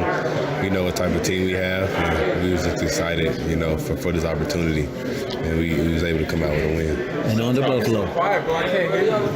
On to Buffalo. All right, appreciate it. Stephon Gilmore. Stephon Gilmore with Chris Arnold there. A fantastic game for him. One big injury, though, as we saw Jonathan Hankins leave on a cart. The update, and I know, Bryan, you can give us some more detail on that, but Ian Rappaport saying that the initial diagnosis is a high ankle sprain for Hankins. He'll have an MRI, but it does not seem severe. So he should be back, worst case for the playoffs, if not even sooner, for Jonathan Hankins. Yeah, he was the report that I had was exactly the ankle sprain. So, it's amazing how some of these guys just kind of fight through the pain and the problems and find ways to play games. Look at Trevor Lawrence. Lawrence today, and you kind of wonder, it was a high ankle sprain, and then all of a sudden you're like thinking, well, heck, there's no way he's going to play, and then he lines up and plays today. So no doubt, nobody wants to not play in these games. You know what I'm saying? That's the whole idea. Nobody wants to not play. So you got to find ways to keep it going. Just keep lining up every week, and then finding a way to be a part of a victory if you can. Back to the phones. Let's go to William in Arlington, who's been waiting patiently. William, you're on with Zach Wolchuk and Bryan Broaddus. Yeah, I appreciate you having me on. Thank you. This victory is especially sweet for me. I called into this station after the Bills-Eagles game, and I said that we were the best team in the East, that we would win the East. I said that we had a good chance to win the NFC and to make the Super Bowl. Of course, I was cut off and laughed at, and that's fine. By But who? moving forward, what's that? By who? I cut don't you know. off? No. It wasn't. I didn't take offense to it. No, I'm just I don't asking. remember who, Was it in I the don't remember post-game who show? It was. Post-game show? Yeah, it was. It was. Okay, so it's probably me. But, yeah, but it may have been you. But moving forward, I think it's highly likely. I'm trying to figure out why I was laughing at you. Well, I mean, I didn't take offense to it. No, but really, it's- I mean, it's- okay, you're Gold Star cookie. Which one would you like right now? I mean, you Okay. obviously felt like that. You got messed over by May I me. finish, please? No, go ahead. Okay. Go ahead. So I think it's highly likely that the Eagles will lose to the Seahawks in Seattle, especially if Geno Smith plays. They have everything on the line in I agree. Seattle.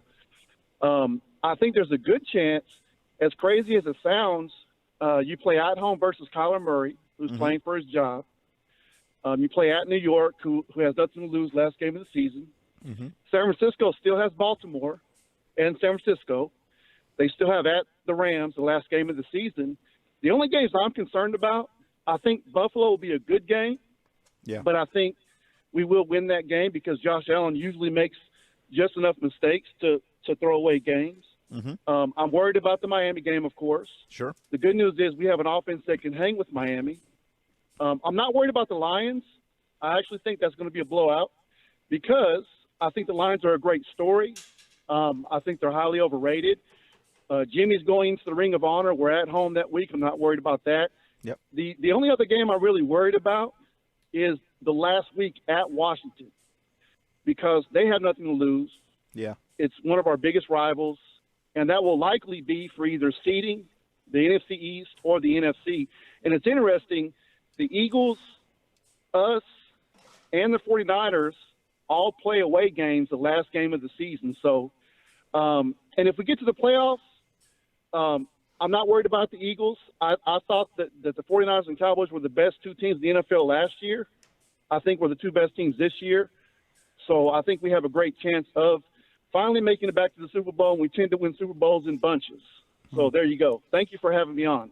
Appreciate the call there, William. Yeah, I mean, it'll be the Eagles did go to the Jets and lose, right? I mean, you got to play the games. You don't know. I do think on paper, certainly the Cowboys have the harder remaining schedule of the two. But I do agree. I mean, if Geno Smith's back healthy with that Eagles secondary, I could definitely see Philly losing in Seattle on Yeah, Monday but they're night. not going to lose to the Giants twice or lose to Arizona, are they? I think that's doubtful. Yeah. So, I mean, and I appreciate him calling in, and I'm not laughing at him. Sure, I'm laughing at him about that. I do not see the Eagles losing to Arizona nor to the New York Giants. I think you're talking about, things that probably aren't going to happen.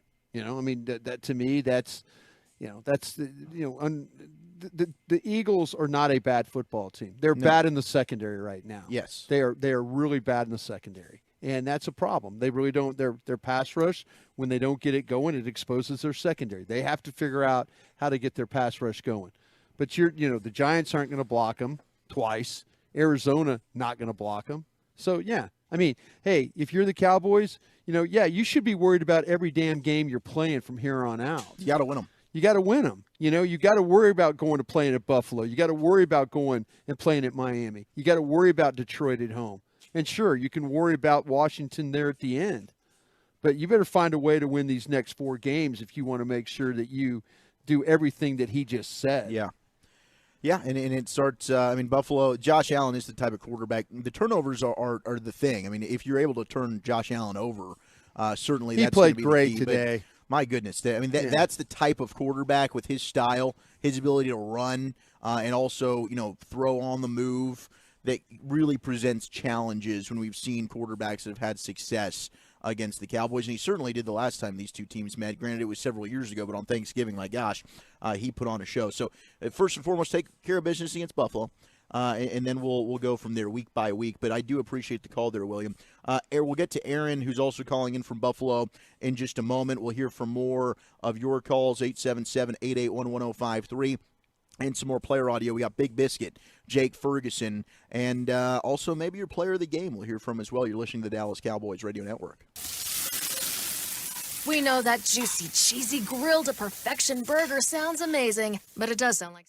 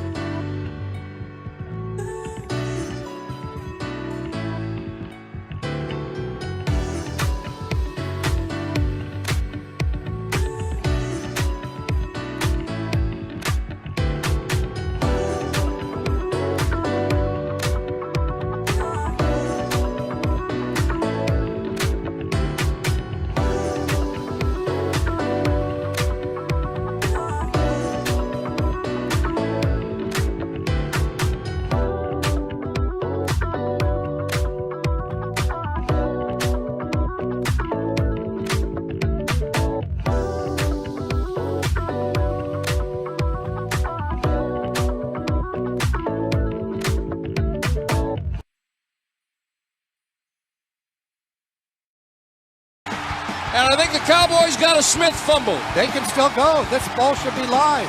Hooker is trying to run, surrounded by green people. Oh, how about that? 3 turnovers by the Eagles tonight, all fumbles. Our defensive stand of the game, that was it.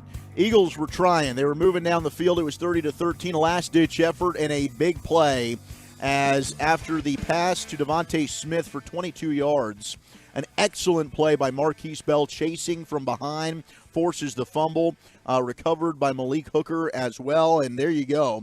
Our defensive stop of the game brought to you by Reliant on NRG Company. And Cowboy fans, I know it's late night, but if you got that craving, and when do you not for Whataburger? Whataburger is rewarding you for helping our local communities. From now until December 18th, stop by your hometown Whataburger to donate $1 to the Salvation Army and receive a Whataburger burger with the purchases of a medium fry and 32-ounce drink. That's simply delicious. But a tale of two games, right? You forced 3 fumbles in Philly in game 1. They find a way to recover them all. You forced another 3 fumbles tonight, but you recovered every single one. And the Cowboys really didn't even make the most of all 3 of those turnovers. You certainly had the opportunity to ice this one after the second fumble recovery. Cowboys unable to do so, but tremendous effort by Dan Quinn and the Cowboys defense tonight. 33-13, Cowboys get the win over the Eagles. Zach Wolchuk and Bryan Broaddus here in the Miller Lite Club hanging out with you. And one of the big reasons why the Cowboys were able to win, the success of their emerging tight end superstar, Jake Ferguson. Big Biscuit, as he calls himself. Our buddy Chris Arnold hung out with Big Biscuit postgame. Jake, let's talk about this victory. How big was it for you guys to win this game, a divisional game? Yeah, this was a big one. Not only, like you said, divisional, but, December football. This is where you start to separate yourself. This is where, teams start to separate themselves. And I think overall this was just a great team win. All 3 phases, complementary football, offense helping the defense helping the special teams, all around. How did Coach hold up on the sideline? He was doing good. I tried to give him a big hug, and he goes, soft hug. I was like, all right, but... Let's talk about the hurdle. Everybody wants to know about that. You've done it a couple of times now. It seems like Big Biscuit's in his business. Big Biscuit is in the air. I see them trying to tackle my legs, and, at some point they're going too low, so I got to go high. All right. And by the way, you guys have now become the first team in NFL history to score 30-plus points the first 7 games of their home game schedule. Can you talk about how the home field has been great for you guys? Yeah, Cowboys Nation, it was packed. It was loud today. You felt that energy today, and then I just think as a team, we're in here, we're in our home, we're in our own beds, and I think it's a little bit better of a feeling, but at the same time, we just got to keep getting better because we are going to end up having some away games at some point. Appreciate you, Jake. There he is, Jake Ferguson, a.k.a. Big Biscuit, after leading the Cowboys in receiving yards here tonight. The hurdle was absolutely fantastic, and he's really developed into quite the weapon alongside CeeDee Lamb and the rest of this Cowboys offense. No, he's done a great job, and he's improved throughout. You look at Wisconsin, you really didn't see – you saw a player – did you see this athletic ability, though? No, he didn't. Because the way that the routes were at Wisconsin, it was very route bland combinations, like an out, and then slants. Yeah, it was very basic, very vanilla offense. Very very basic type, but he has shown that his ability to adjust to the football, to find space, to get open, to separate the yak, and then the run after catch. Yeah, man, that has been something that. These tight ends that you watch, the outstanding ones, the elite ones, that's the big thing. Catch it and then run after catch. Right. Make 1 or 2 miss, and a 7-yard play turns into a 23-yard play because of their ability to make people miss. But his hands and his run after catch and his athletic ability, I think, are things that you didn't see him at this level at Wisconsin. Yeah. I know I didn't see him at that level. He's really developed into fantastic pick there in the 4th round. Absolutely. And, he's emerged as one of the better tight ends in the NFL. Now, all right, let's go to our buddy Aaron in Buffalo. Aaron, how's it going, man? And if you have any weather update on what it'll be like next Sunday, that'd be fantastic. Oh, maybe Aaron's not there. Aaron. All right, we appreciate you. Let's go to Aaron. Dirk in Allen. Dirk, how you doing? Good. How you guys doing? Excellent. Well, thank you. So I had a quick question. And since I've been on hold, news has kind of come through, but the Jonathan Hankins stuff. Yeah. Like what kind of panic meter is that for the run defense without him? Number one. And then number two, how likely is it that we bring Gilmore back? Because I kind of feel like this game goes a lot different without him in the game.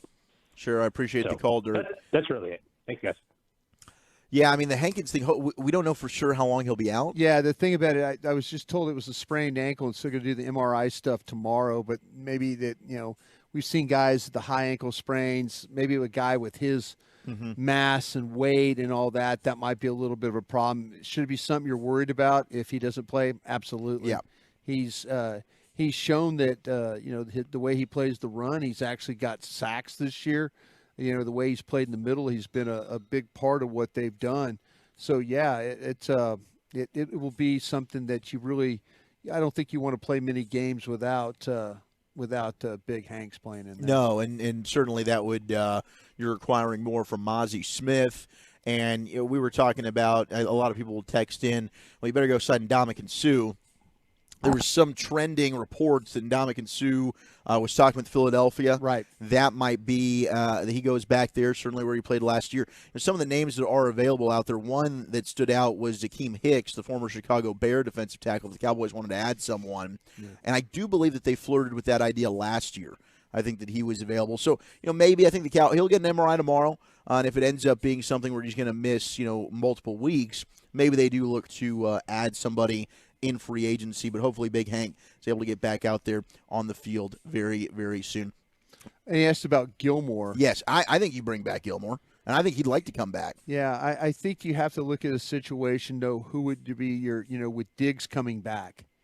With Diggs and then Bland, how you going to, would you continue to do that, like bringing Gilmore back? I mean, would it be who you were going to start the year with? Is that who you're thinking about right now? And then move on just from Jordan Lewis? Who will be a free agent. Yeah, yeah. So, yeah, I mean, I would love that idea because then you're able to put Deron Bland back in the slot if you want to. Right. And look at how much CeeDee Lamb lined up in the slot. Yeah, and I continue to say that. These teams are moving their best receivers inside the slot. If you have a Deron Bland there, that's a weapon that a lot of teams don't have. The Cowboys play a dime package really the whole time anyway. They play with all those defensive backs. So, you could say, well, would that take Bland off the field? No, he's going to be playing the whole time anyway. Basically a starter. The Cowboys nickel corner is certainly a starter. All right, we'll put a bow on this one. We'll wrap things up, look at the rest of the NFL, take your final calls, and we'll give you your player of the game. That is coming up on the other side as Dallas Cowboys football will continue in a moment.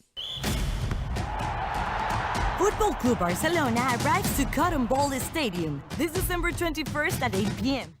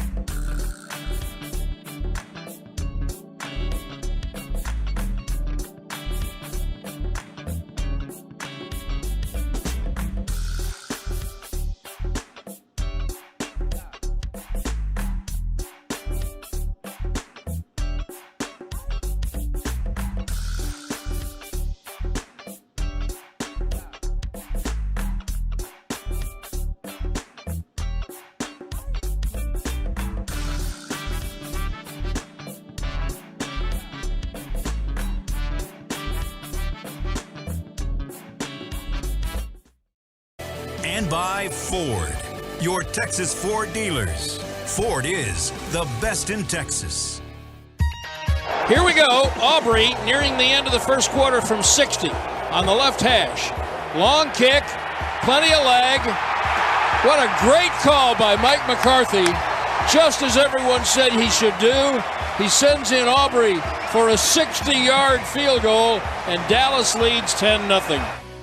Brandon Butter Aubrey, Plano Zone, is our player of the game, brought to you by Jack Black. Want to use with the pros? Use Jack Black as the official men's skincare brand of the Dallas Cowboys. Visit getjackblack.com today.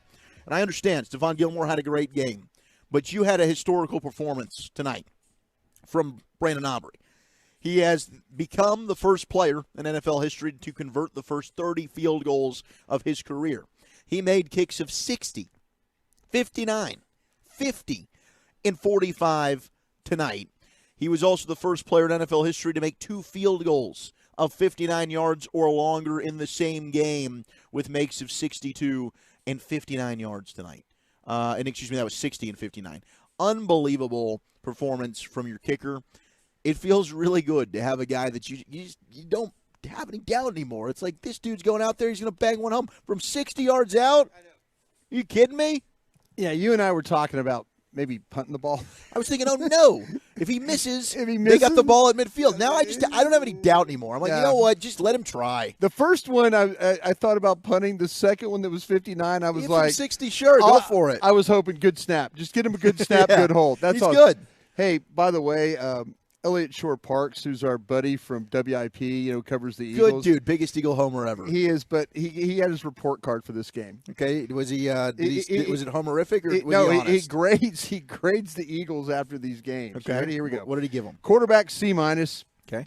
Coaching F. Okay. Offense F. Defense a D, and special teams an A.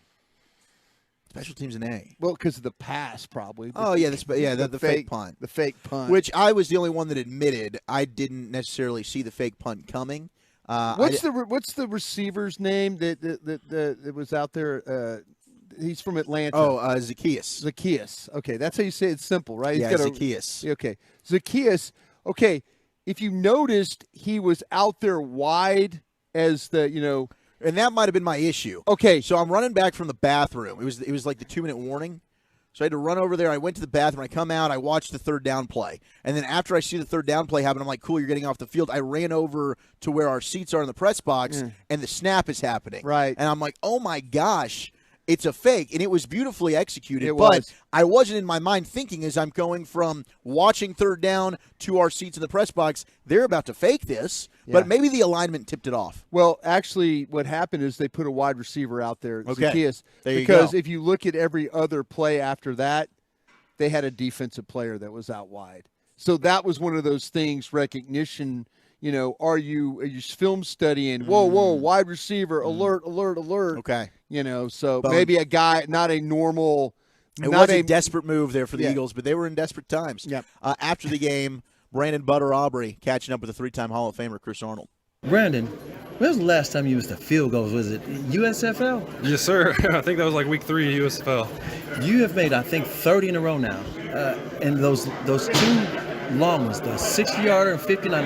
You're the first player in NFL history to hit those 2 long of field goals in one game. How does it feel, man? It feels good. Just to have the confidence to have the coaches call that for you in the first quarter, a long field goal like that. It means a lot. Obviously, it's a risky call for them if you don't trust your kicker. So to call it twice, it just shows how much they believe in me, and it really inspires confidence for me.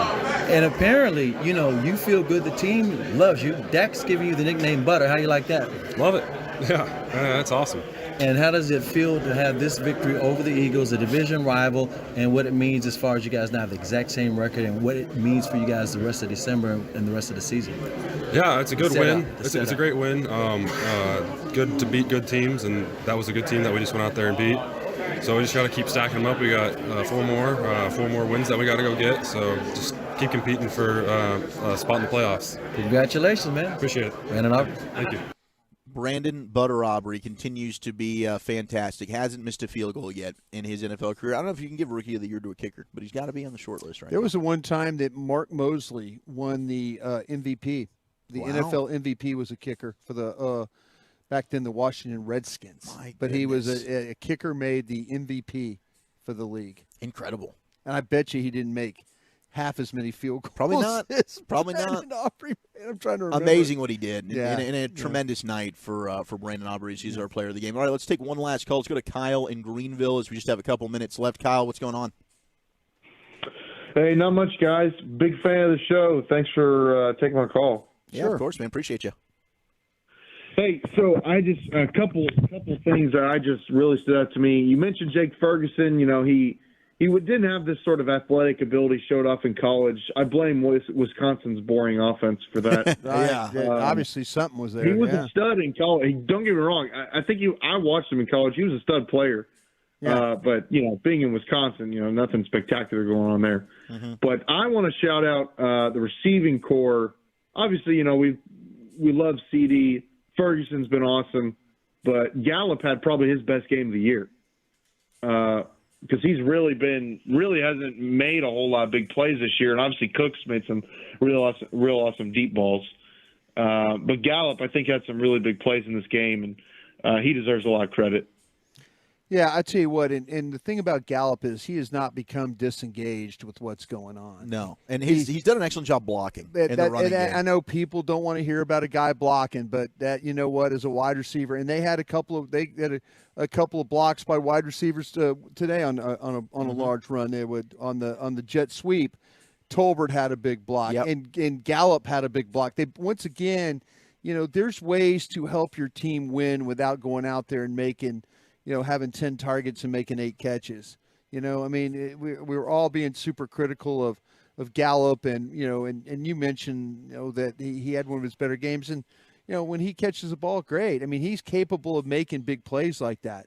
But if they put him out there and he's like the guy on the edge that actually on a 4th and 1 run against Seattle, and he's the guy that gets the key block to get the ball down the field for 14 yards, we got to give him credit for that. And I'm glad, like I say, it's nice to see him have receptions, but when he can go out there and help and be engaged and not go over the corner and pout and be all down about not getting opportunity, I think that says a lot about the player. Absolutely. And 3 catches, 48 yards, a touchdown, had that big long one of 39, which was an amazing catch along the sideline. Cowboys will take on Buffalo next Sunday afternoon. We will have the pregame show right around 12:30. Postgame will go till 9:30 as they'll play in Buffalo in the afternoon. That game will be interesting. Big shout out, of course, to Peyton back in studio, to DJ Pridemore engineering out here, to Ross, Chris, Justin, everybody that's been a part of this. Of course, Brian Broaddus, my co-host, Tim Collins, Gavin Spittle, and everybody that called in and gave some feedback wherever you might be listening. Thank you, we guys. really appreciate you guys. Yeah. Thank you so much. Cowboys improved to 10-3. They are 7-0 at home. They've won 15 in a row at AT&T Stadium. 13-3. Cowboys get the win. You're listening to the Dallas Cowboys Radio Network. Cowboys football and Miller Lite. What a pairing. Can cracks at kickoff. Tailgates going way past postgame. Sunday night overtimes followed by Monday morning swag.